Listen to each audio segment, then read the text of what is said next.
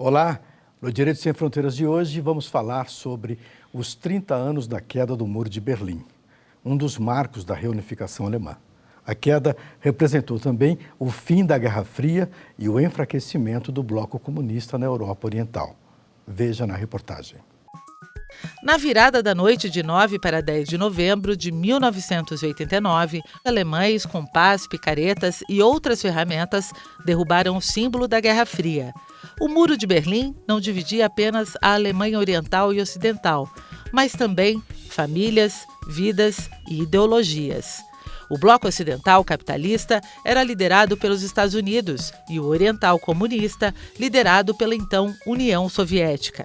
O muro começou a ser erguido em 13 de agosto de 1961 e ficou de pé durante 28 anos. A única forma de acesso de um lado para outro era por via aérea, por meio do aeroporto. A queda do muro também foi parte do processo de queda do bloco comunista na Europa Oriental a partir do final da década de 80.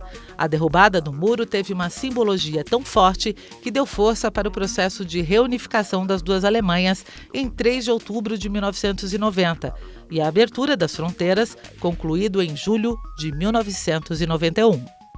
Para debater o assunto, convidamos Eugênio Aragão, professor de Direito Internacional da UNB, e Pio Pena, diretor do Instituto de Relações Internacionais, também da UNB. Muito obrigado pela presença dos dois. Historicamente, vamos dar uma contextualizada aqui, né? A Segunda Guerra Mundial acabou, e por que é que decidiram fazer esse muro, professor? Só para a gente dar um recall aqui. Olha, quando acabou a Segunda Guerra Mundial, em princípio, logo começaram as divergências. As divergências entre os aliados ocidentais e a União Soviética. Isso começou na Conferência de Potsdam, né?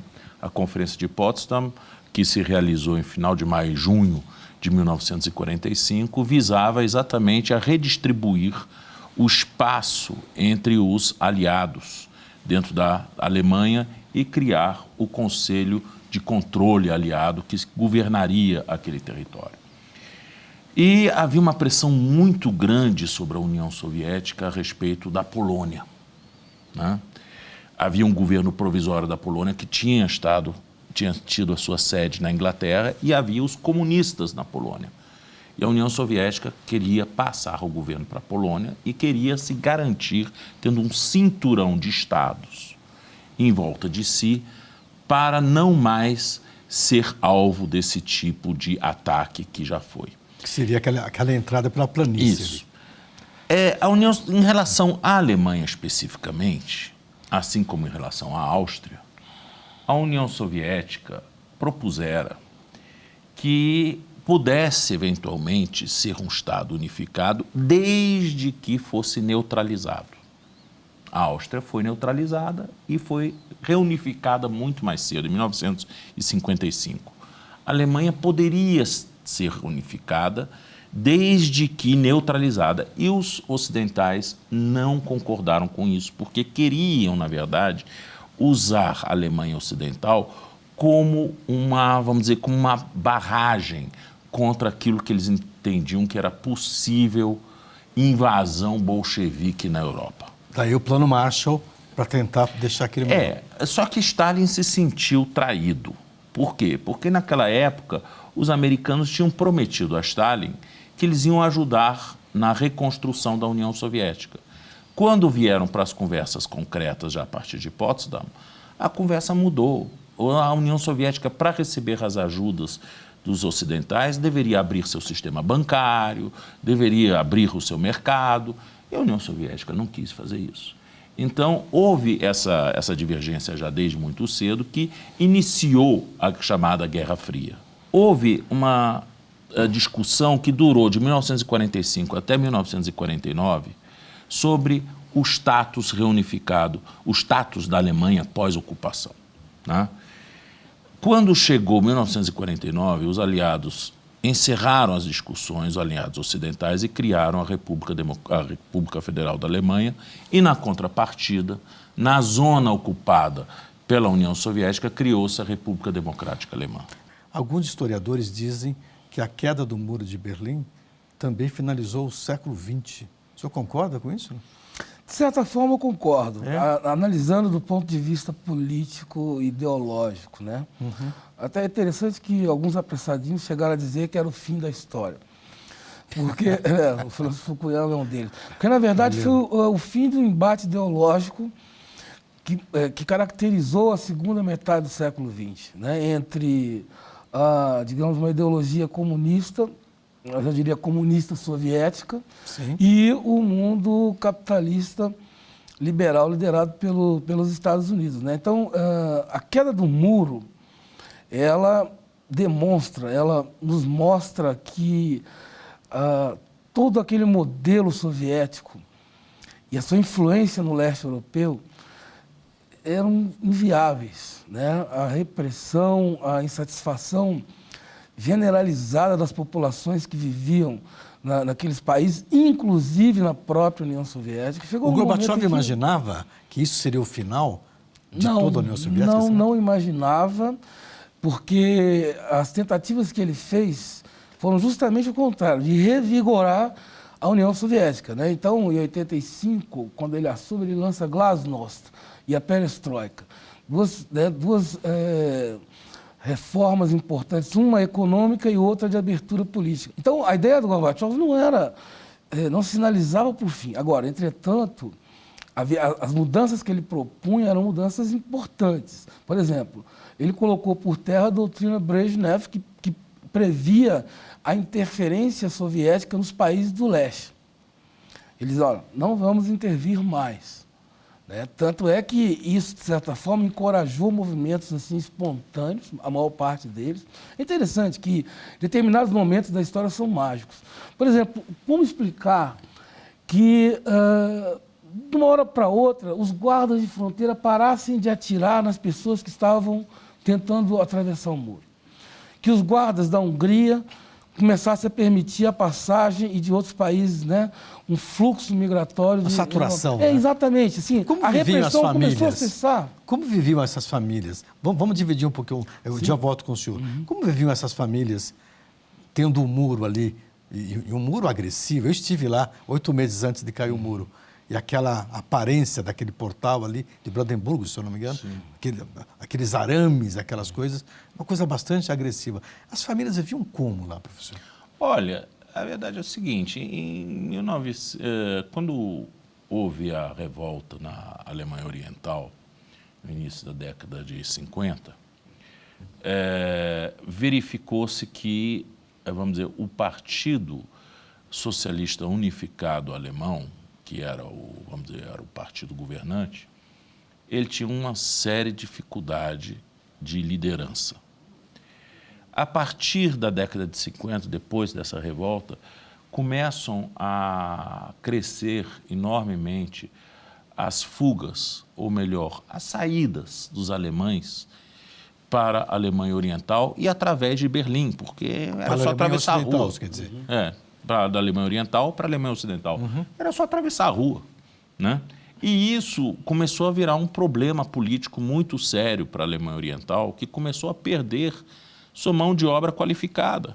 As pessoas estavam fugindo, o Estado estava se esvaziando.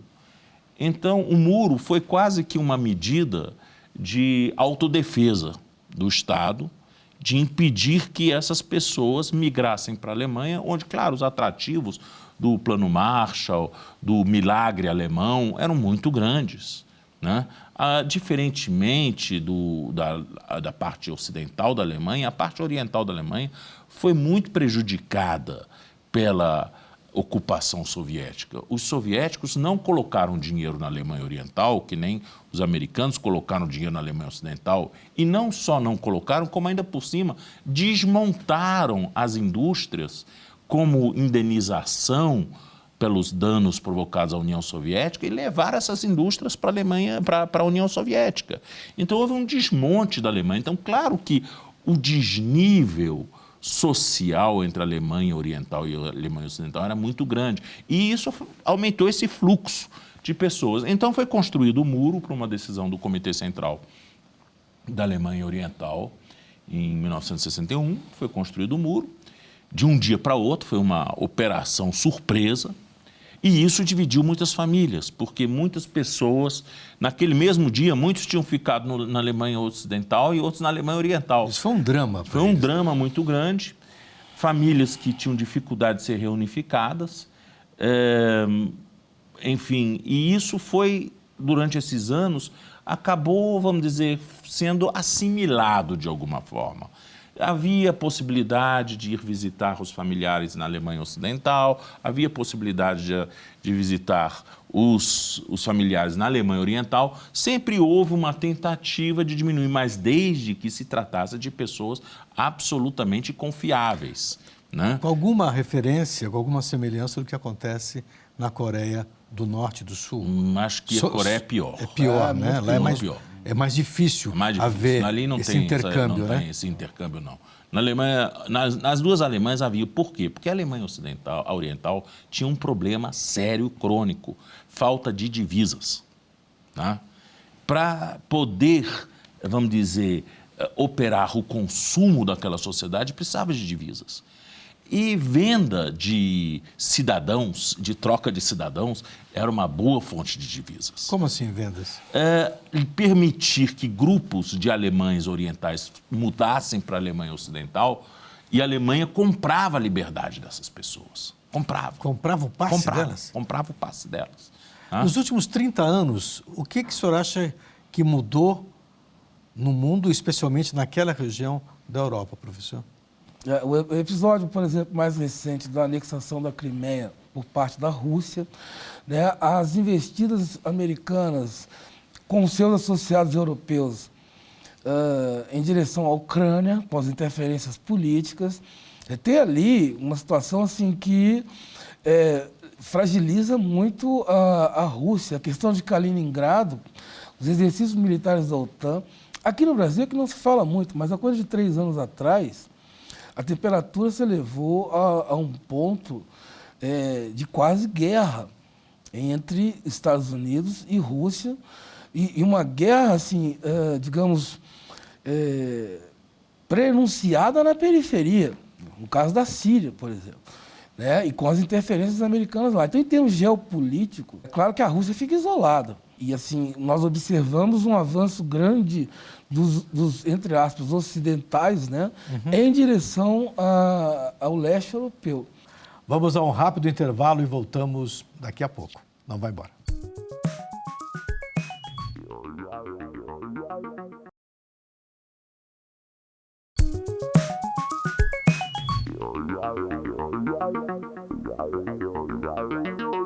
Estamos de volta com Direitos Sem Fronteiras e hoje falamos sobre a queda do Muro de Berlim, aniversário de 30 anos.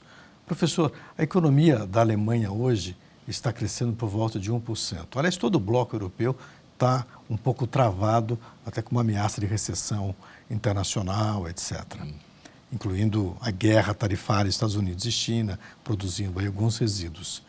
Mas do ponto de vista da Alemanha como um todo, a principal situação hoje é a questão da imigração, né?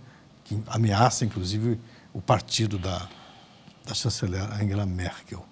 Nesses 30 anos, essa questão migratória não estava tão em pauta assim, né? Não, a questão migratória que nós constatamos hoje, que nós estamos vivenciando hoje, diz respeito aos conflitos no Oriente Médio, né? Desde a chamada Primavera Árabe, né? Houve uma destruição da estatalidade em vários daqueles territórios, principalmente a Síria, né? Que geraram um afluxo muito grande de migrantes para a Europa, refugiados econômicos e refugiados de guerra. E a Alemanha, como assumiu uma natural liderança pelo tamanho da sua economia na União Europeia, buscava ter também uma liderança nessa questão e tentou, de alguma forma, distribuir esses migrantes pelos diversos estados. Só que, principalmente os estados da Europa Oriental, da antiga Europa Oriental, não concordaram com essa distribuição. Achavam que a Alemanha que tinha que assumir esse ônus, porque sua economia era mais forte, né? E não quiseram colaborar. E isso gerou, claro, que uma crise política muito grande dentro da União Europeia. E nós temos hoje praticamente esse grupo de Visegrad, né, que é um grupo de países conservadores da antiga Europa Oriental, que tem uma agenda que esbarra claramente com a agenda alemã, a agenda de Bruxelas também, né? E isso criou uma crise dentro da União Europeia, essa questão da migração, não só na Alemanha. Na Alemanha, claro que o impacto foi muito grande, porque a Alemanha recebeu um volume enorme de imigrantes, que poderia ser uma chance, porque a Alemanha precisa dessas pessoas, inclusive para financiar o seu bem-estar, né? A Alemanha, com seu crescimento demográfico, né, muito baixo, quase negativo, geraria fatalmente uma crise nos próximos anos, porque hoje você tem 3 alemães financiando um aposentado, indo já para 2. Daqui a mais 10 anos é 1 por 1, cada alemão tendo que financiar um aposentado. E isso é inviável numa economia. Então, a Alemanha tinha todo o interesse em receber essas pessoas. O problema é que, vamos dizer, não são nem todas essas pessoas, são pessoas qualificadas, né? E do jeito que o processo se deu, de forma tumultuada, ficou difícil você realmente distinguir quem é quem nesse processo todo. Isso gerou um desgaste muito grande na população, principalmente porque a Alemanha, ela hoje está muito desequilibrada. A Alemanha Oriental tem cidades hoje, como, por exemplo, Dresden, como o estado da Turíngia, que estão relativamente bem economicamente, cresceram, aproveitaram muito dessa reunificação. Mas, na contrapartida, você tem um setor da Alemanha Ocidental, principalmente na Renânia do Norte-Westfália, naquela região do Vale do Ruhr, que está sofrendo enormemente com a desindustrialização e uma crise social muito pesada. Então, receber esses refugiados ali é nitroglicerina pura. Não tem emprego? Não tem emprego, as escolas, as comunidades, os municípios não têm dinheiro para investir em escolas, não têm dinheiro para investir na urbanização, né? Então a gente está vendo ali realmente um impacto muito negativo em cima da população desse afluxo de imigrantes. Por outro lado, né, isso daí é aproveitado por nacionalistas oportunistas, né, da ultradireita, como a AfD, Aliança pela Alemanha, né, que busca, pelo populismo, né, atrair a população no ódio aos imigrantes. Perfeito. Né? E isso gerou, claro, todo um desequilíbrio também no sistema partidário alemão. Eu queria voltar, aproveitando essa deixa de desequilíbrio, voltar um pouquinho para 1989, para falar do desnível que havia entre o operário da Alemanha Oriental e o operário da Alemanha Ocidental. Esse momento de reintegração. Eu queria só contextualizar como é que foi essa... Bom, são parentes, falamos a mesma língua, mas estamos separados por quase 30 anos. Exato. O que eu tenho que aprender com você e o que você tem que aprender comigo? Como é que foi essa integração? Foi complicado, foi um processo difícil, havia muito preconceito, principalmente da Alemanha Ocidental para com a Alemanha Oriental, considerando o desnível do desenvolvimento das duas Alemanhas, né? A população da Alemanha Ocidental era muito mais rica, tinha um padrão de vida muito mais alto. Tinha um BMW, enquanto a Alemanha Oriental tinha o Staub, né? Trabante. Então havia um estranhamento, embora essa divisão não tenha sido uma coisa assim, em termos históricos, tão longa assim. Mas, né, esse estranhamento existiu, esse preconceito existiu, né, e foi um processo difícil de... Está resolvido isso hoje lá? De tudo não, mas já bastante arrefecido se comparado com a década inicial, os primeiros 10 anos. Então, o tempo, né, foi colocando esses dois lados em contato e foi amenizando essas diferenças. E é interessante a pergunta porque nós falamos de um país que foi unificado em 1870. Passou por uma fase de um nacionalismo muito forte, exacerbado, levado à última potência pelo nazismo. E o tempo de separação da Alemanha Oriental para a Alemanha Ocidental não foi um tempo tão grande assim, considerando esses aspectos, né? A título de comparação, um outro caso que nós temos é a Coreia, né? As duas Coreias. Sim. Ali sim, e ali a sociedade norte-coreana e a sul-coreana, eles se distanciaram de uma forma, né, brutal. Não dá para comparar com a Alemanha. O processo de unificação da Coreia, quando ocorrer... Se ocorrer? É provável que sim. Nós estamos falando de um Estado que tem 3.000 anos de existência, um povo só. A separação é uma pontinha na história deles, sabe? Mas o meu ponto em relação às Coreias é o impacto que a Coreia do Norte faz fronteira com a China. Sim. Né? A questão geopolítica ali hoje é uma questão muito delicada. No caso da Coreia, não interessa a ninguém, a não ser aos próprios coreanos, a reunificação. Não interessa a China, não interessa o Japão, os Estados Unidos, não interessa a Rússia. Agora, o interessante é que do ponto de vista, digamos assim, antropológico, aconteceu lá já duas sociedades diferentes, embora tenham uma história muito mais, digamos assim, longa, vis-à-vis a Alemanha. A Alemanha, a unificação apresentou alguns problemas desse ponto de vista, mas não foi um trave para que o processo desencadeasse no que tem hoje, né? Eu quero fazer uma outra pergunta em relação a esse processo de separação, né?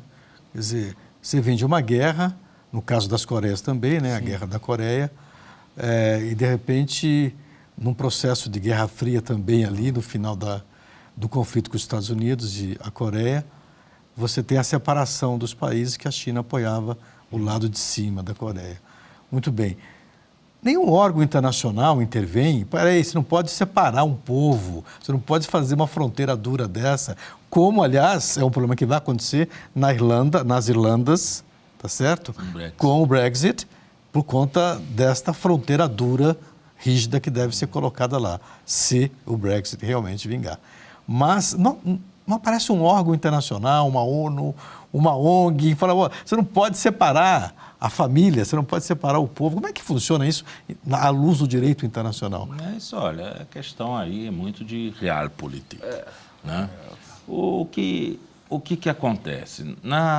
No desfecho da Segunda Guerra Mundial, havia esferas de influência e de interesses, né? O mundo foi partido. E, aliás, a Coreia, ela também foi separada logo depois da Segunda Guerra Mundial. Na verdade, muito antes da Guerra da Coreia, né? O norte socialista foi apoiado por Stalin, né? Antes mesmo da China existir como República Popular da China, né? E o sul, ali se criou aquele paralelo porque as tropas americanas, né, que tinham libertado o Japão, ficaram para a parte do sul. Então, o paralelo 62, serviu, né? 62. O paralelo serviu para separar, na verdade, a esfera de influência soviética da esfera de influência americana, porque os russos receberam uma troca ali, né? Eles colocaram as suas tropas contra o Japão, né, no final da Guerra do Japão. Eles receberam as Ilhas Kurilas, né, e receberam também uma parte como zona de influência da Coreia do Norte, né? Então, isso tudo foi combinado entre eles. A população, nessa hora, é o que menos interessa. Nós já vimos isso na Primeira Guerra Mundial, né? Quando simplesmente recriaram o Estado da Polônia, né? E a população alemã, ali, em grande parte, foi expulsa de suas casas. Além da questão do Oriente Médio, que foi feito a partir do final da Primeira Guerra Mundial, que não existia. Aí alguns países não existiam. A própria existência de Israel também, né? Que, vamos dizer, os palestinos foram expulsos Líbano não existia, das suas aldeias, né? Infelizmente, a guerra faz essas coisas. Na hora que você pacifica, você tem os ganhadores, você tem os perdedores. Pega a antiga Iugoslávia da mesma forma, né, na Bósnia, né,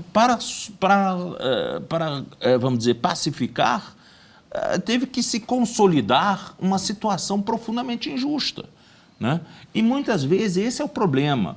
Se isso não é resolvido ao longo do tempo pela negociação, por uma saída pacífica, isso cria novos conflitos lá na frente. Exemplo que o senhor citou agora daquela região dos Balcãs, o começo da Primeira Guerra Mundial, o assassinato do rei ali, né?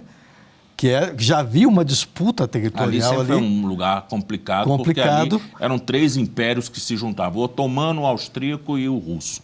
Né? E aí, com o começo da Primeira Guerra Mundial, o conflito não foi solucionado e acabamos tendo aquela guerra sangrenta dos Balcãs, que durou... Agora, tem questões assim que são muito atuais e que mostram as limitações das organizações internacionais. Veja o caso de Israel, citado aqui. Toda a política agressiva, inclusive também da construção de um muro, né, de separação. Sim. Israel é um dos países que tem mais recomendações da Assembleia Geral das Nações Unidas para mudar sua política, mas não muda. Há sim uma pressão internacional, mas é a coisa comentada pelo general Realpolitik. Ele não vou mudar. Você vai me obrigar a mudar? Ok. Chegamos ao final do programa, infelizmente. Isso aqui é uma conversa para ir o dia inteiro, né? Infelizmente, o nosso tempo acabou. Muito obrigado pela participação de vocês. Obrigado. E obrigado também a você que nos acompanhou. Veja a nossa programação completa no site da TV Justiça e também no nosso canal no YouTube. O nosso e-mail é direitosemfronteiras@stf.jus.br. Um abraço e até a próxima.